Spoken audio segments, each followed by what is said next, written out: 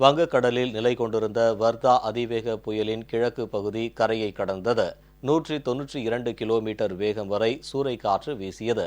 அடுத்த 2 நாட்களுக்கு தொடர்ந்து மழை பெய்யும் என சென்னை வானிலை ஆய்வு மையம் அறிவித்துள்ளது. வங்கக்கடலில் நிலை கொண்டிருந்த அதிதீவிர வர்தா புயலின் மேற்கு பகுதி நேற்று பிற்பகல் 2 மணி அளவில் கரையை கடக்க தொடங்கியது. அப்போது அதிகபட்சமாக மணிக்கு 192 கிலோமீட்டர் வேகத்தில் காற்று வீசியது. இதனைத் தொடர்ந்து வர்தா அதிவேக புயலின் மையப்பகுதி சென்னை துறைமுகம் அருகே கரையை கடந்தது. இதன் தாக்கத்தால் காற்றின் வேகம் குறைந்துள்ள நிலையில் புயலின் கிழக்கு பகுதி மாலை 3 மணி முதல் 5:30 மணி வரை கரையை கடந்தது. அப்போது காற்றின் வேகம் அதிகரித்து மணிக்கு 100 கிலோமீட்டர் வேகம் வரை காற்று வீசியது.